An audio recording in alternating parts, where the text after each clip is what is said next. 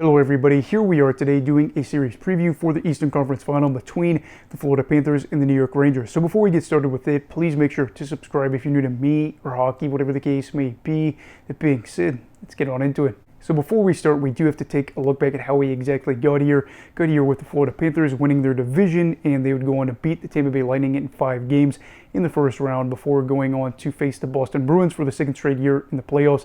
They would beat the Bruins in 6 games to set up where they are now. And then for the New York Rangers, they ended up not only winning their division, but the President's Trophy as well, as they would sweep the Washington Capitals in the first round and then beat the Carolina Hurricanes in the second round in 6 games. And now we have the Rangers and the Panthers meeting in the Eastern Conference Final, and we get to talk about some storylines that are probably going to be relevant in this series. So the first one is, can the New York Rangers offense be explosive? We know that during the course of the regular season, the Rangers could score a lot of goals, as they had the 7th highest goals for per 60 in the league. On the flip side, the Florida Panthers had the lowest goals allowed per 60 or goals against per 60 in the league. So seeing a top 10 offense face off against the league's best defense in terms of scoring and then not being scored on.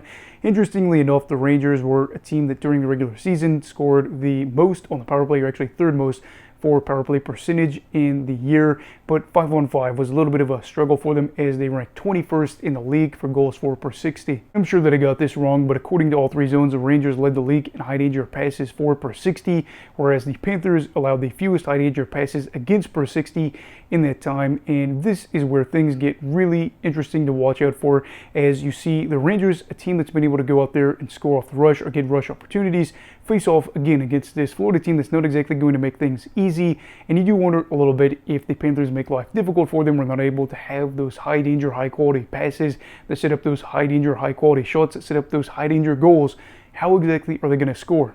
Well, we can't completely rule out that the Rangers won't still end up getting the quality looks that they are looking for. We're going to be watching out for some players maybe like Alexis Lafreniere, talked about in the series review for the Hurricanes in the Rangers series, how he ended up having 4 goals in 3 games, as the first 32 games of his career in the playoffs, he just had 2, so he was able to heat up a little bit and is one of their more likely candidates to be a threat off the rush.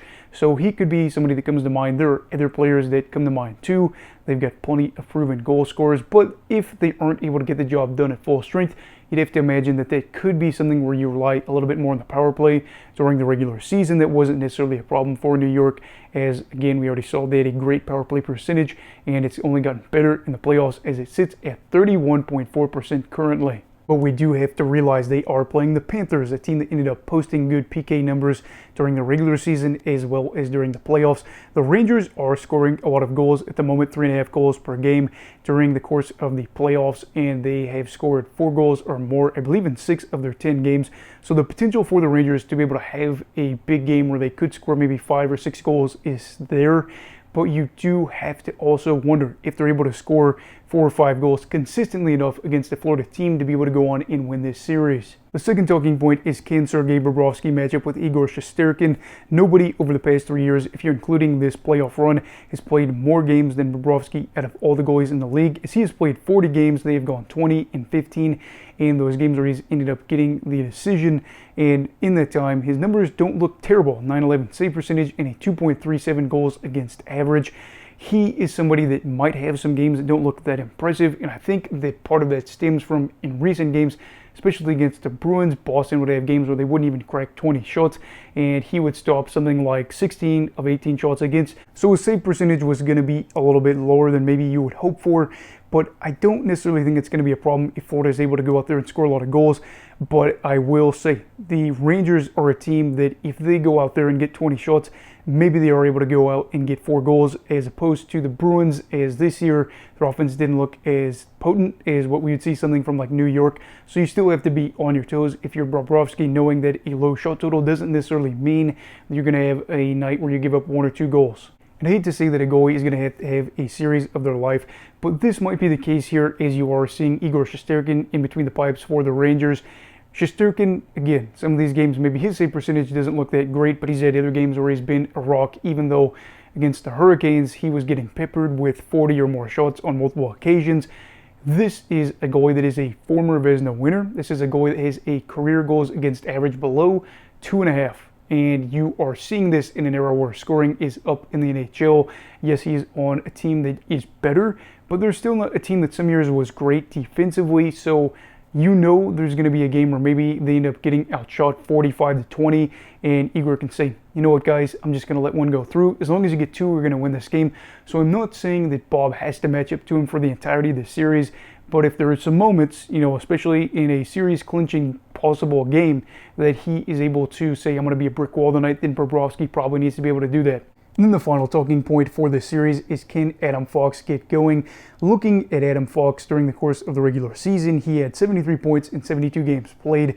This is a former Norris winning defenseman, and you see guys in the NHL on the blue line that are able to average over a point per game, but you're wondering, are they a true threat? Are they the real deal?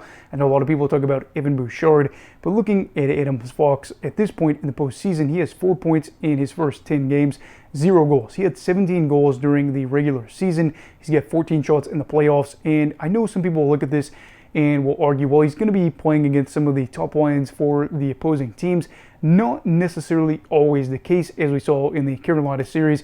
It wasn't always going to be their best players. It was still going to be good players, as we see with Carolina, but it wasn't just going to be always Svechnikov, whatever you want to throw out there for a name. It wasn't always going to be Gensel, although he did spend a lot of time against him on the PK. And you just kind of got to realize that with being a Norris winning defenseman and a guy that is paid a lot of money, that is expected to be a huge contributor for a team, regardless of whether or not you're going to be seeing him play a lot of minutes on the PK, a lot of minutes on the power play, you're going to be playing against some of these better lines. You do need to go out there and have a good performance, at least consistently.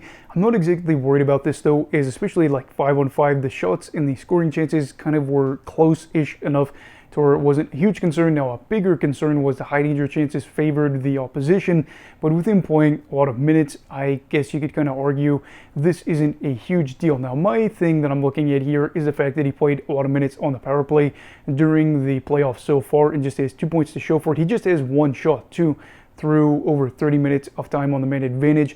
But during the regular season, he wasn't the guy that was going to be taking a lot of shots on the power play. You're probably not going to be seeing that again for a lot of defensemen in the NHL, but you would probably like to see him be a little bit more aggressive, try to be able to get a point per game in a series, because when you have a point per game defenseman during the course of the regular season and you get to just before the stage of the Stanley Cup Final, you kind of want them to have a series where they average a point per game.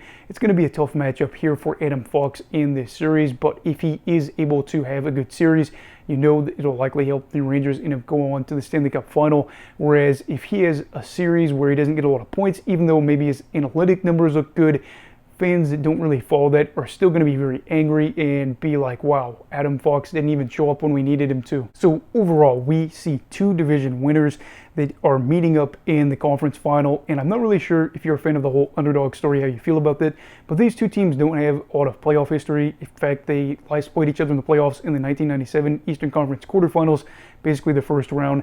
So that was well before we were here, and it's not a matchup that is just really saturated where we see it all the time during the playoffs. In fact, the last time that they played, it was before I was even born. So it's kind of a testament to how that goes, and I'm hoping that because we're seeing two division winners, we get to see two really good teams play each other in a close series rather than blowouts.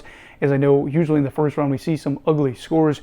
Maybe here, I don't know, but I am seeing a New York team that is looking to continue the run that they've been on if they're able to go to the Stanley Cup Final and win this, in part by beating the Panthers. I don't know if you consider this the most successful era in New York history for the Rangers, but it's a very good run that they've been able to go on, winning their division, winning the President's Trophy, going to multiple Eastern Conference Final appearances, possibly even getting there is going to be huge. Whereas as for the Panthers, they are a team that a few years ago they would have been dreaming of where they're at right now, winning the President's Trophy, and maybe going to two Stanley Cup Finals and possibly winning one. Of course, they're going to have to get past the Rangers and win at least one game at Madison Square Garden, but that is, of course, in the future. So now I got to make a pick for this series, and for this series, I will be picking the Florida Panthers in 7 games. I was kind of going back and forth on how I thought about this. And originally I was like, do I trust Shesterkin more or Bobrovsky more? And I said Shesterkin.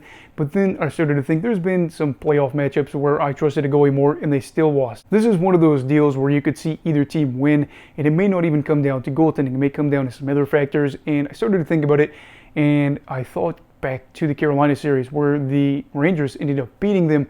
They were getting outshot by a healthy margin at points in that series and needed some overtime goals to be able to win that, is part of some other things too. But the Panthers are kind of like the Hurricanes, where they get a lot of shots and they dominate in that category, but they get a little bit better quality chances, and I trust more of their stars to be able to finish at a higher rate, if you will, over the course of a 7-game series. I don't imagine there will be a long cold streak by all their players, but I don't really know, because again, we are at the point where the playoffs are right there on the brink of being at the final. Everybody's playing for something that really means a lot to them, and if the Rangers win, it's cool by me. I didn't pick them last round, and they ended up going on and advancing, so Rangers fans might just be happy that they didn't pick them to win. Either way, you have a team that hasn't made it to the Stanley Cup Final since 2015, or a team that is looking to get back there again after just making it last year. So we will see how it goes. Anyway, who do you think will win this series and in how many games? Let me know down below in the comments. I also apologize for seeming so tired. It's very late. I have a super busy day tomorrow, and I hate to say that, but yeah, I know there's a lot of videos I need to do. Those are probably going to have to get pushed off until like Monday or Tuesday. But anyway, please make sure to like this video if you enjoyed it. Subscribe if you're new. Everybody stay safe. Hey, have a great night. And you go off hockey, all right. Goodbye, Brigadiers and Brigadettes. This is your captain signing off. Have a great night.